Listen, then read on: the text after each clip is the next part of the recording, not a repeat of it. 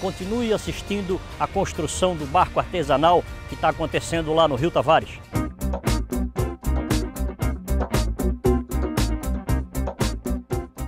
Chegamos numa das oficinas, né? O que foi construído aqui do barco? Nessa oficina aqui foram montadas e shapeadas as duas canoas do catamarã e também foi montado e laminado o mastro, que está pendurado aqui em cima, né? Do que ele é feito? Esse mastro, ele tem toda uma estrutura, tem anteparas de madeira naval, compensado naval internamente a cada 30 centímetros, né? Ele foi todo depois revestido com compensado naval 3 milímetros, depois todo fibrado com 3 mãos de tecido de fibra, né? E ele tem um tubo de alumínio de 50 milímetros, mas ele é selado, né? Ele não permite que entre água dentro dele, então é um mastro flutuante, né?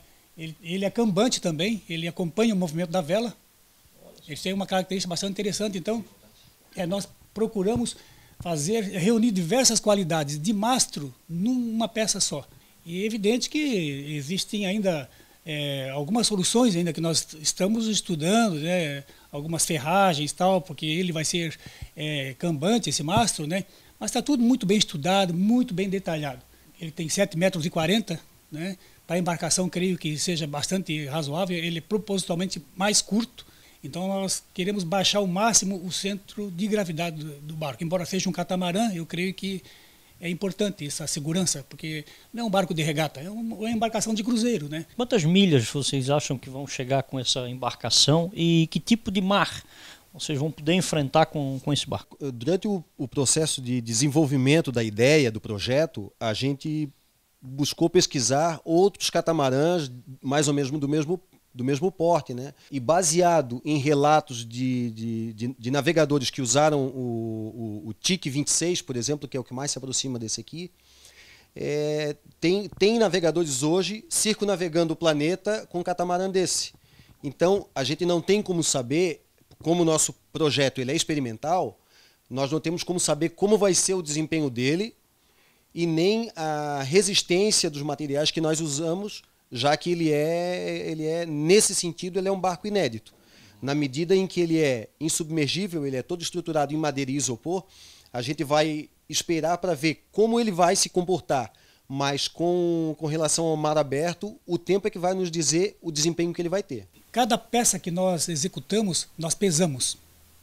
Então nós pesamos um mastro, pesamos cada canoa, pesamos cada banco, né? Então nós temos uma ideia assim bem aproximada mesmo do peso real dessa embarcação. Ele terá em torno de 600 quilos, né? Somando todas as peças aí. 23 pés. Então, baseado, como disse o meu amigo, né, em outros barcos do mesmo porte, então nós estimamos que ele tem uma velocidade aí superior a 10 nós.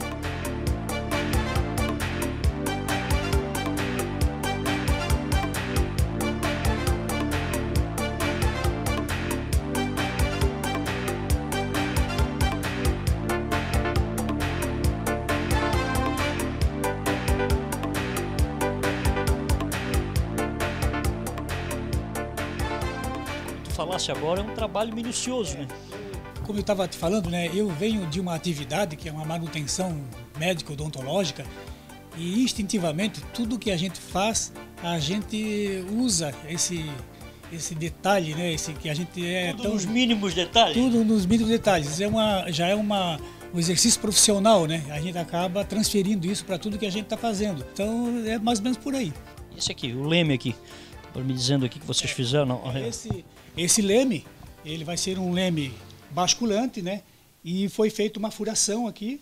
Essa furação, ela foi toda resinada, né? E posteriormente foi inserido um tubo metálico aqui, de forma que esse leme possa fazer milhares de operações sem que haja desgaste. Qual é a dica que vocês dão para quem quer fazer um barco? A primeira dica é ter vontade. Se tu tiver vontade, ainda que tu tenha limitação, se tu tiver boa vontade, tu consegue superar esses obstáculos. Com a experiência que o Gilberto tem, até profissional, e com as ferramentas que ele dispõe aqui, isso foi um elemento facilitador da construção. Mas mostra também que a experiência profissional que ele tem não tem nada a ver com o setor náutico, né? Não. Nada a ver, totalmente ao contrário, né? Mas mesmo assim impulsionou, né?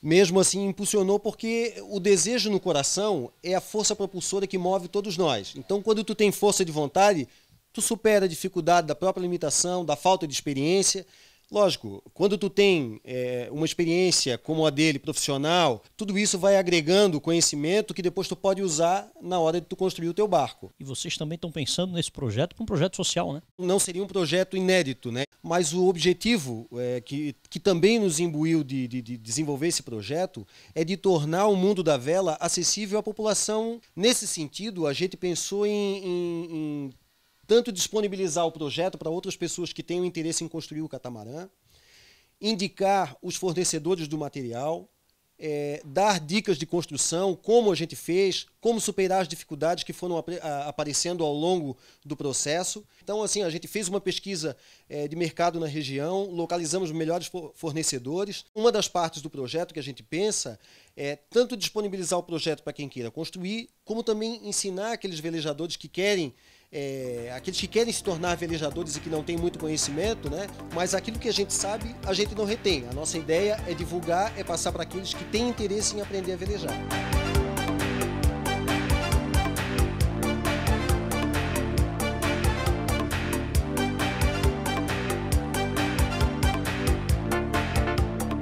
Eu queria agradecer imensamente a gente conhecer aqui no Rio Tavares, aqui em Florianópolis, esses dois caras que têm um sonho e estão realizando, construindo esse barco. E vou pedir para que quando vocês colocarem esse barco na água, quando esse barco for para a água, chamar o Náutica e Companhia para a gente mostrar para os nossos telespectadores. Nós é que agradecemos a oportunidade, o apoio na divulgação da ideia, do projeto, né? E com certeza, quando o barco for para a água, vocês vão ser chamados para estar acompanhando essa alegria. Vai ser um grande prazer poder compartilhar com vocês a performance, com certeza vocês vão se surpreender.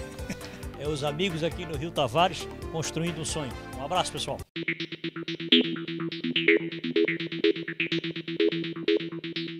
E a Catimar continua revolucionando o setor náutico. Vamos conferir agora o Boletim Acatimar. A reunião realizada pela Catimar na segunda quinzena de agosto foi festejada com novos associados apresentando importantes conquistas para o setor no país. O número de membros chegou a 245 e não deve parar de crescer, já que hoje a entidade é a de maior representatividade no país. Na reunião foram apresentadas as ações e realizações das diretorias da Catimar, bem como criação da Diretoria de Esportes Náuticos e a Diretoria de Vela. Foram mais de 50 pessoas presentes que tiveram a oportunidade de conferir as ideias apresentadas pela Catimar às 5 prefeituras do litoral catarinense. São ideias para uma verdadeira revolução no mundo náutico do sul do país.